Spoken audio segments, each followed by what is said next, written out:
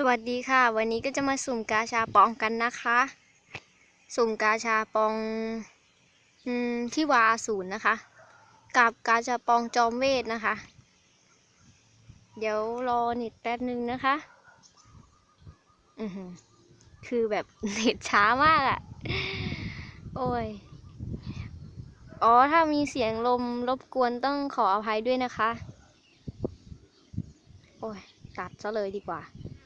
สุ่มนะคะสุ่มก่อน1 ครั้งจะได้อะไรเนี่ย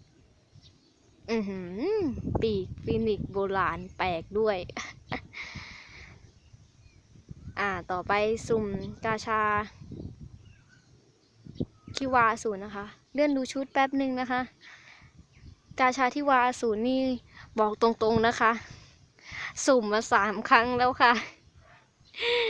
ไม่รู้ว่าครั้งนี้จะได้ไหมถ้าครั้งนี้ไม่ได้นี่คืออดเลยนะคะกาชาคืออยากได้กาชาอันนี้มากๆเลยนะคะออกจะลงทุนมากเลยไม่รู้ว่าจะได้หรือเปล่าโหแบบนะขอเถอะขอสักชุดเถอะสีอะไรก็ได้นะสุ่มเลยอุ้ยแรงดิอุ้ยขอโทษนะคะดีใจมากไปหน่อยแรงดิมด้วย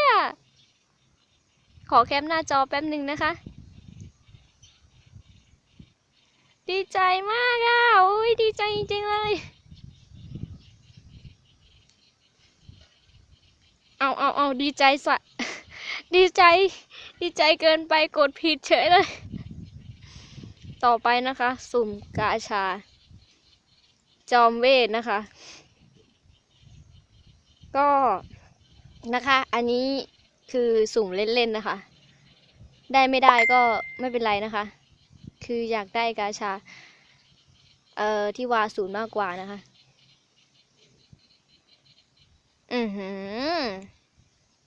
ไม่ได้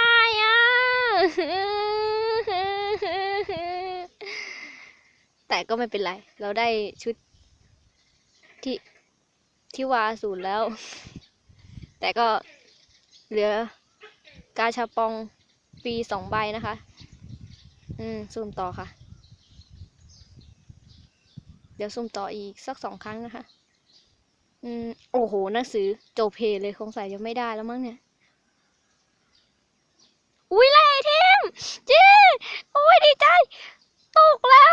ดีใจมากเลยแคปหน้าจอแป๊บนึงนะคะมาแต่งตัวกันหน่อยดีกว่าค่ะเลือกดูแป๊บนึงนะคะชุดนี่ไงเจอแล้วใส่ชุดแป๊บนึงนะคะอุ๊ยน่ารักเลย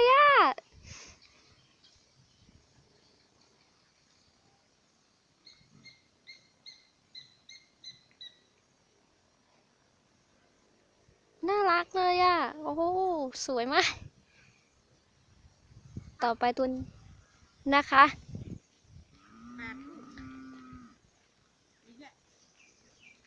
เดี๋ยวเปลี่ยนชุดนะคะแป๊บหนึ่งวันนี้โชคดีจริงๆเลยขอบคุณที่ติดตามนะคะไว้เจอกันใหม่ค่ะ